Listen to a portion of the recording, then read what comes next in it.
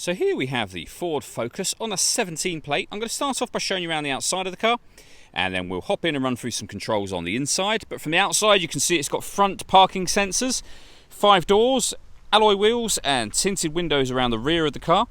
I'm going to start off inside the boot and then we'll work our way around the rest of the car from there. As we approach the back of the car, you can see we have reversing sensors as well as the front sensors.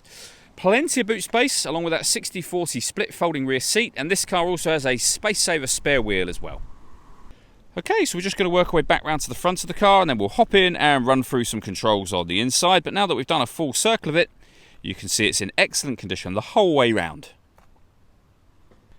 One really clever extra happens when you open this door. You'll see a protector will fold its way around into position to stop you from scraping your door, and it will fold back out of the way when you close the door again. Just briefly before we climb in, I think it's well worth seeing the interior from this exterior point of view. You get full leather seats. There's plenty to run through on the dashboard, so let's hop in and we'll do that right now. Okay, now that we're inside the car, we're going to start with the dials. On the left-hand side, we have the rev counter, and on the right-hand side, the speedometer. In the middle at the bottom, we have the fuel gauge and coolant temperature gauges, and above that, you can see the total miles for this car, which are 19,869. Above that, we have a digital readout for the speedometer. You can change the information that's displayed there for various bits of individual trip computer information, as you can see. Or you can have these 4 bits of information all displayed simultaneously. And then we're back round to the beginning again. And to do that, just need to use these buttons on the left-hand side of the steering wheel, beneath which we have cruise control and speed limiter. Over on the right-hand side, we have stereo and phone controls, including voice activation for the phone. You won't be able to use those buttons until such time as you pair the phone up, and that is done on the touchscreen in the center. Hit add device. Search for your vehicle on your device and select it once it is found. And then just follow the instructions from there. This car's also got satellite navigation. There's a full video that shows how this works on both our website and also on our YouTube channel as well. When it comes to music, we have got AM, FM and DAB radio, as well as a CD player.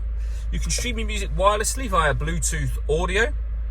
And there are 2 separate USB inputs. So if you plug devices into either or both of those, they will appear up on here as further options.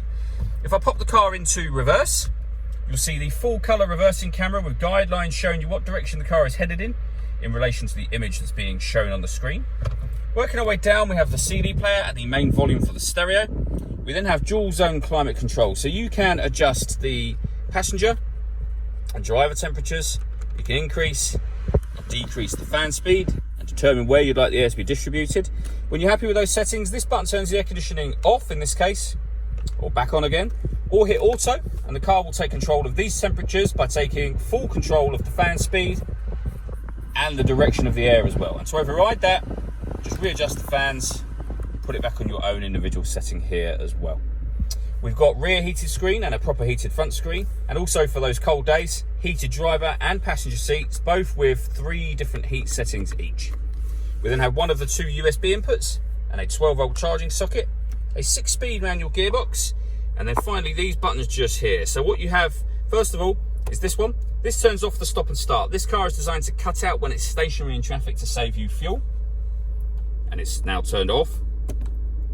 We have the parking sensors, you can turn those off, and this one will turn on the autonomous parking. So this car is able to both parallel park and perpendicular park itself. Again, we've done 2 videos showing how this works, both of which use a Ford, so this exact version as well, and you can find those again on our website and on our YouTube channel.